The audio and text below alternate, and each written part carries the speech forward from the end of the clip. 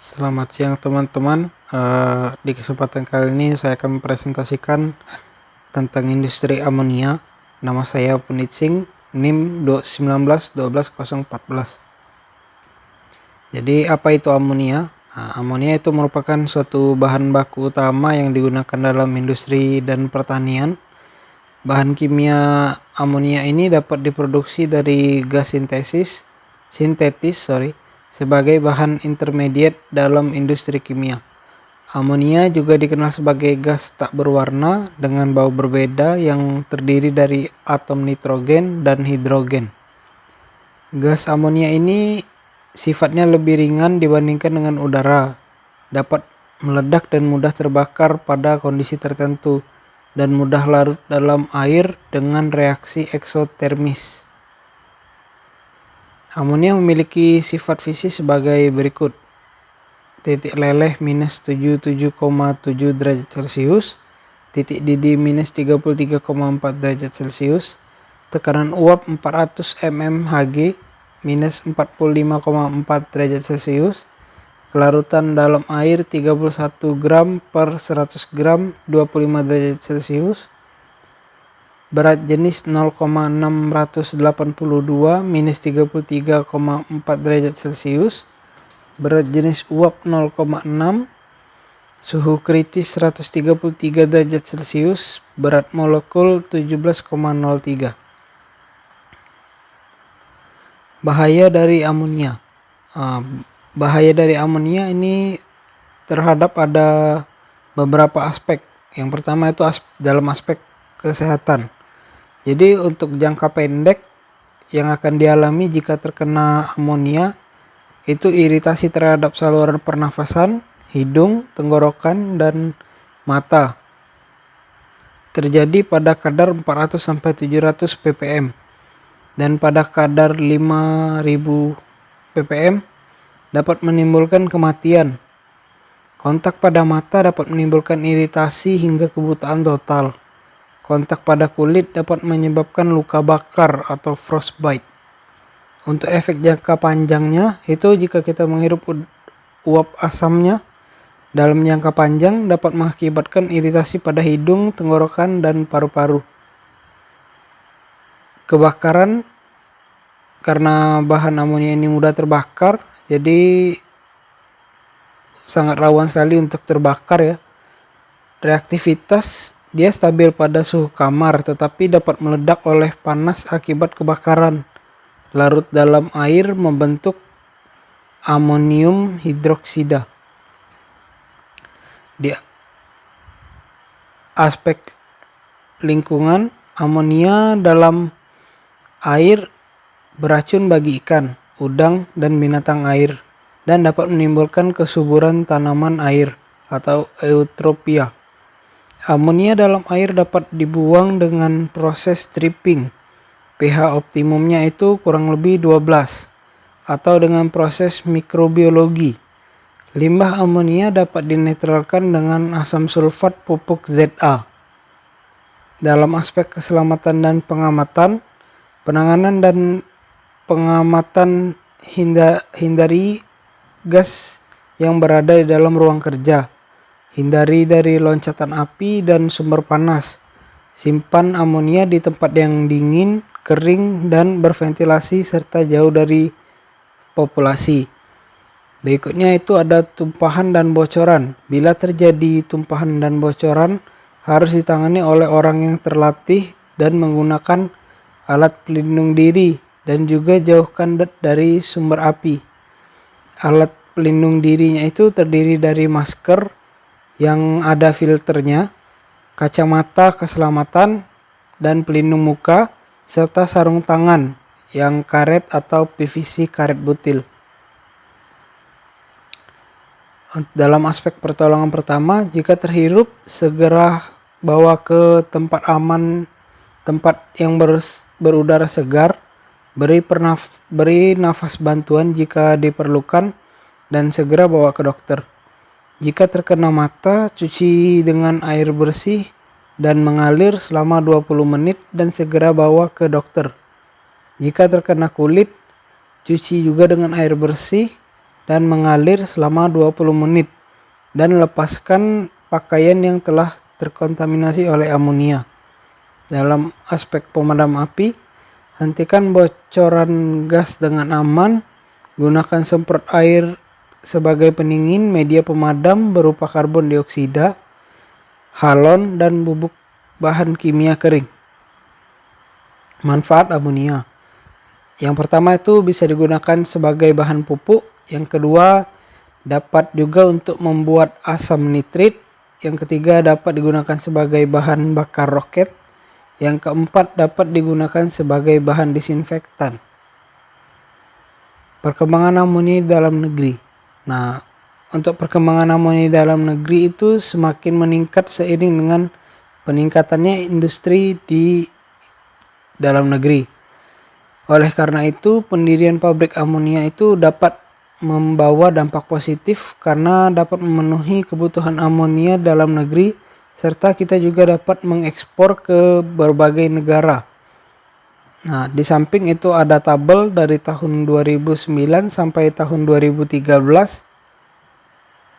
Kebutuhan amonia itu semakin bertambah dengan peningkatan rata-rata 10,40% per tahun. Dengan ini membuktikan bahwa prospek pemasaran amonia itu sangat menjanjikan. Nah, untuk tahun 2009 itu ada 3.980 746 ton. 2010 4.219.591. Untuk 2011 4.979.118. Untuk tahun 2012 5.506.904 ton. Untuk tahun 2013 5.892.387 ton. Proses pembuatan amonia Haber-Bosch. Jadi proses pembuatan amonia secara modern itu paling terkenal adalah proses Haber-Bosch. Tipe produksi ini mengkonversikan gas alam atau LPG yang mengandung senyawa propana, butan, atau yang lain menjadi gas hidrogen. Hidrogen yang diproduksi dari hidrokarbon tersebut kemudian direaksikan dengan nitrogen untuk menghasilkan amonia. Tahapan prosesnya yang pertama itu menghilangkan senyawa belerang dari bahan baku amonia. Belerang perlu dipisahkan karena sifat antikatalis.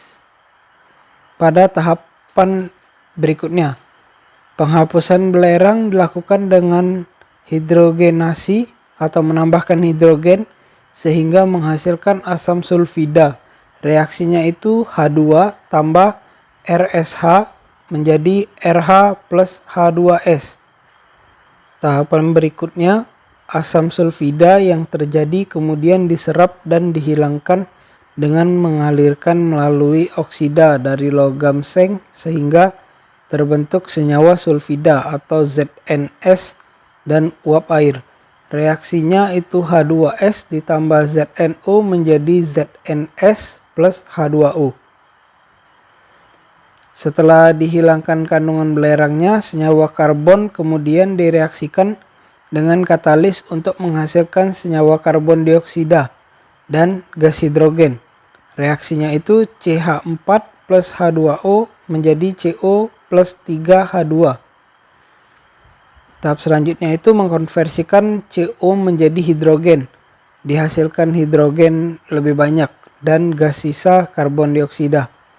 CO plus H2O menjadi CO2 dan H2. Karbon dioksida kemudian dipisahkan dengan penyerapan dalam larutan etanolamin atau dengan penyerapan media absorpsi pada lainnya. Langkah berikutnya itu langkah terakhir dalam memproduksi hidrogen adalah menggunakan katalis methanation untuk menghilangkan residu karbon monoksida dan karbon dioksida yang masih tertinggal dalam hidrogen. Untuk dapat menghasilkan amonia sebagai produk akhir, Hidrogen yang sudah dihasilkan kemudian direaksikan dengan nitrogen yang berasal dari udara bebas, menghilangkan amonia cair. Tahapan ini dikenal dengan loop sintesis amonia yang juga dikenal dengan proses Haber-Bosch. Dengan reaksi 3H2 plus N2 menjadi 2NH3. Reaksi bersifat reversibel. Kondisi tekan tinggi dan temperatur rendah diperlukan untuk mengarahkan reaksi agar bergerak ke kanan atau hasil arah amonia. Pada temperatur rendah sebenarnya dapat menghasilkan persentase pembentukan NH3 yang tinggi, tapi reaksi tersebut berlangsung sangat lambat untuk dapat mencapai kesetimbangan. Oleh karena itu, dalam proses pembuatan amonia diperlukan adanya katalis. Pada praktiknya, kondisi yang digunakan dalam proses Haber-Bosch adalah pada tekanan 200 atm dan temperatur 380 sampai 460 derajat Celcius. Dengan menggunakan katalis ion besi Fe3O4 dicampur dengan KOH atau osmium. Di sebelahnya itu ada flowchart diagram sintetis amonia.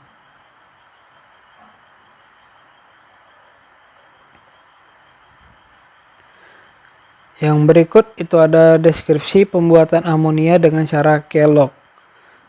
Dari berbagai jenis pembuatan amonia yang ada itu khususnya dari bahan baku yang diperoleh terlihat amonia terbentuk dari gugus N dan H, nitrogen dan hidrogen, yang masing-masing dapat diperoleh hidrogen dan nitrogen. Pembuatan amonia secara garis besar itu dibagi dalam dua tahap pokok, yaitu tahap penyimpanan gas sintetis dan tahap sintesis pembuatan amonia. Tahap penyimpanan gas sintesis yang pertama itu ada desulfuriasi atau penghilangan senyawa sulfur dari dalam gas, dari gas alam. Gas alam masih banyak bahan pengotor seperti sulfur dan dalam bentuk anorganik H2S dan sulfur organik seperti RS atau merkaptan, cairan serta gas karbon dioksida yang dapat mengganggu proses reforming. Maka dari itu gas alam yang akan diolah harus dibersihkan dahulu pada tahap ini, sehingga kadar sulfur dapat tersortir dan dapat memasuki tahap berikutnya.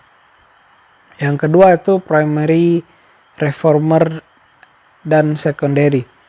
Pada tahap ini dilakukan gas alam bersama uap air menjadi gas hidrogen. Pada tahap ini dilakukan pada temperatur 812 derajat Celcius. Primary reformer panas yang digunakan dari bahan bakar atau fuel gas. Secondary reformer dari reaksi antar udara atau gas oksigen dan hidrogen. Yang berikutnya itu tahap proses pemurnian gas sintesis. Yang pertama CO shift.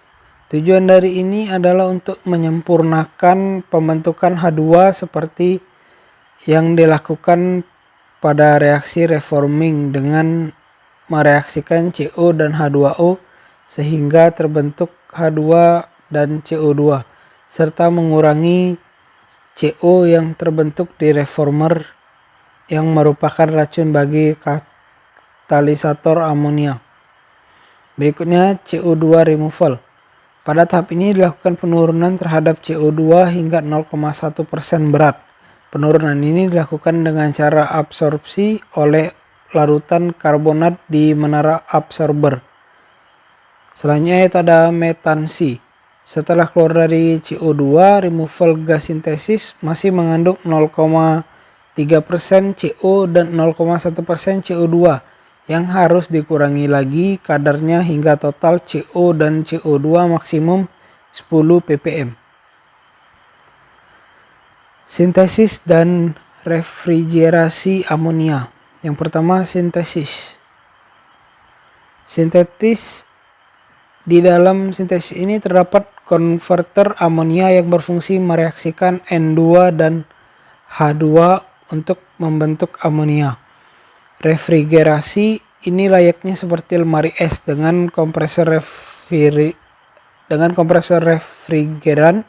Kompresor ini berfungsi untuk menaikkan tekanan uap amonia agar mudah dicairkan menggunakan air pendingin. Selanjutnya itu ada sistem daur ulang amonia atau Ammonia Recovery Unit atau ERU. Proses ini menyerap NH3 yang terkandung dalam gas buang sehingga diperoleh produk amonia yang lebih tinggi. Selanjutnya itu ada sistem daur ulang hidrogen atau Hydrogen Recovery Unit atau HRU. Unit daur ulang hidrogen merupakan unit tambahan di pabrik amonia. Unit ini diharapkan akan menaikkan nilai tambah gas buang di pabrik amonia yang selama ini hanya dimanfaatkan untuk gas bakar. Prinsip kerja HRU ini pemisahan gas proses H2 dari campuran gas buang di dalam membran untuk selanjutnya digunakan kembali pada proses pembuatan amonia. Nah, berikut ini adalah diagram dari pembuatan amonia.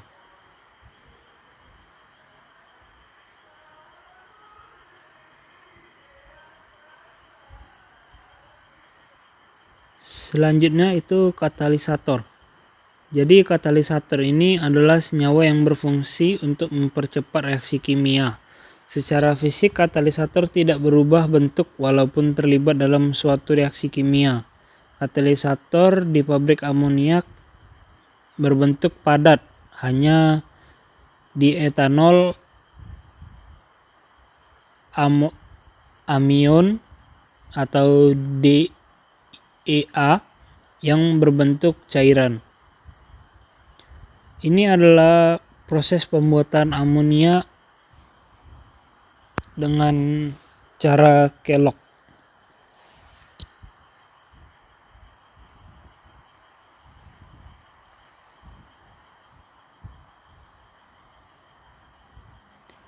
Nah, ini saya akan menampilkan video dari pembuatan amonia. This experiment is tricky to get right. On the left, a glass syringe containing a carefully measured amount of nitrogen gas. On the right, another syringe holding precisely 3 times as much hydrogen gas. And waiting between them, ordinary iron wool, with an extraordinary job to do. All that's missing is heat. The gases mix together as they travel back and forth over the hot iron. If it's working, this is where ammonia is created. This is the chemical reaction that should be happening here. 1 unit of nitrogen and 3 of hydrogen turn into 2 units of ammonia. The iron doesn't take part in the reaction, it's a catalyst. It helps the nitrogen and hydrogen bond together. Now it's time to find out if the experiment has worked. This pump sucks the gas out of the tubes through these yellow crystals. If there's ammonia in the apparatus, they'll change color to blue. It works, this time. But the equation reveals why ammonia is so hard to make. The double arrows mean the reaction goes both ways. It's reversible. Ammonia can turn back into the ingredients. The trick is to make the ammonia faster than it breaks down. This plant makes 800 tons of ammonia every day. That's enough to fertilize 7,000 football fields. It uses a system called the Haber process. The process needs a giant maze of whining machinery and hissing pipes. To make ammonia, they must first make its ingredients, hydrogen and nitrogen. This is where the nitrogen comes from. There's not much to see on the outside, But on the inside, the machinery pressurizes air to separate out nitrogen from all the other gases around us. Inside this tower, the different gases turn into liquids at different temperatures. It's called fractional distillation. Half a kilometre away is a vast furnace. It makes hydrogen from natural gas, methane. Methane has the chemical formula CH4, 1 carbon and 4 hydrogen atoms.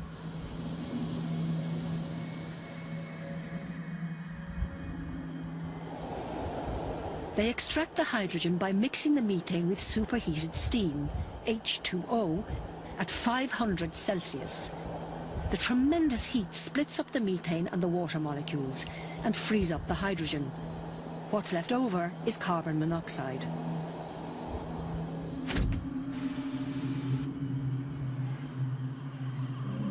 Finally, the nitrogen and hydrogen come side by side down these pipes. The heart of the plant where ammonia is made.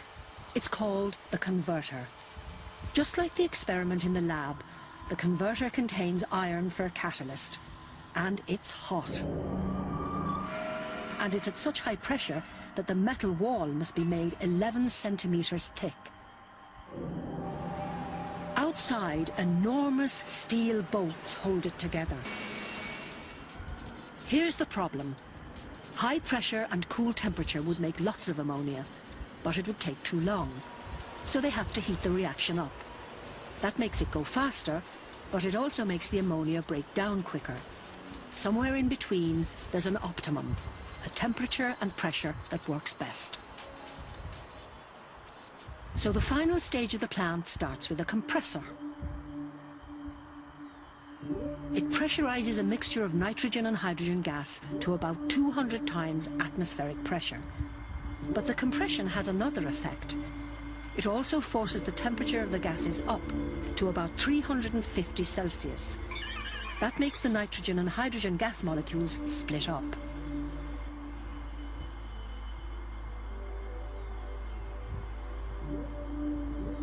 Inside the converter, a hot iron catalyst is waiting for the nitrogen and hydrogen. They react together at its surface to make ammonia. The reaction also releases heat, keeping the temperature just right for maximum production, about 500 Celsius. But even so, some of the nitrogen and hydrogen is still left over, so the mixture that passes out from the converter isn't pure ammonia. The very last stage chills the mixture's temperature down so that ammonia condenses out as a liquid. It's drained off from the bottom. Meanwhile, the nitrogen and hydrogen float up to the top and get sent round a loop back to the converter. So, to make ammonia from the air by the Haber process, air is first liquefied under pressure and the nitrogen separated out by fractional distillation. Hydrogen is extracted from methane at high temperature. The nitrogen and hydrogen are combined to make ammonia. This is done at high temperature and pressure with an iron catalyst.